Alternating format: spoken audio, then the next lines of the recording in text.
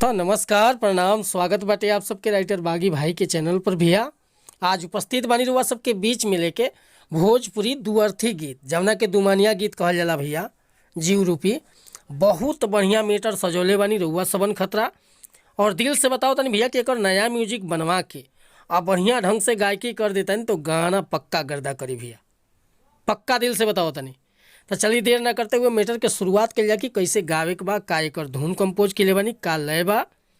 लेकिन स्टार्ट कर से पहले भी एगो बात बतावल चाहब कि रुआ अगर नया सिंगर बानी और सिंगिंग में इंटरेस्ट बा, अच्छा मीटर के तलाश में बानी, अच्छा मीटर नहीं मिलत, अच्छा गीत नहीं मिलत, अच्छा म्यूजिक नहीं मिलत भैया, अगर हमारा चैनल पर आ गए बानी भैया तो निराश होइला की जरूरत नहीं है।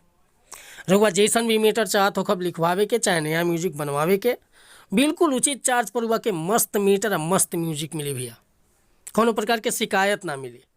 चाहे रुआ हिंदी में गाना लिखवाई चाहे भोजपुरी में लिखवाई, सैड सॉन्ग, लव सॉन्ग, लोकगीत, देवी भजन, छठ गीत, चाहे होली गीत, चाहे चैता गीत, चाहे पूर्वी गीत, चाहे मतलब धोबी गीत, कोनो प्रकार के मीटर लिखवावे के बा बेहिचक रुआ संपर्क कर सकिले भैया। डिस्क्रिप्शन में हमारा नंबर बा।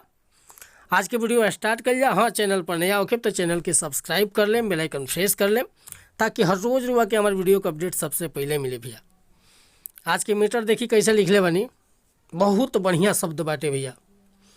तो देखी कैसे गावे के बाटे भैया, तनी ऊपर स्केल पड़ी कि आज नई हर में चलावतारू चलती आ ससुरा में माफ पिया करी नहीं गलती। सुनो कि आज नई हर में चलावतारू चलती ससुरा में माफ पिया करी नहीं गलती।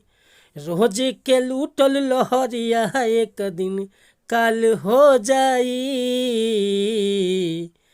आज जब झांची बोल मुँह शरम से मुहावा लाल हो जाई। हो जब झांची बोल मुँह शरम से मुहावा लाल हो जाई। तब भैया ये मुखड़ा लेकर वह सबके बीच में उपस्थित रहनी है।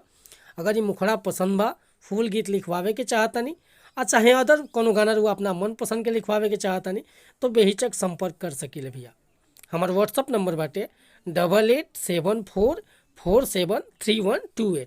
तरुआ के गाना व्हाट्सअप के जरिए मिल जाए भैया, डमी के साथ फुल गीत। अच्छा है नया म्यूजिक बनवावे के बाद तब भी रुआ संपर्क कर सकतनी। मिला तनी फिर से हम अगला वीडियो में कुछ नया गाना के साथ।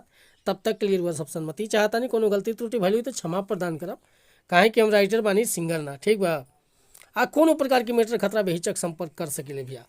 मिलत नहीं अगला वीडियो में। वीडियो पसंद आई लेते एगो लाइक कमेंट चाहता नहीं भैया, और चैनल पर नया होके तो चैनल के सब्सक्राइब कर दें, ठीक बा भैया। जय हिंद, जय भारत, जय भोजपुरी समाज।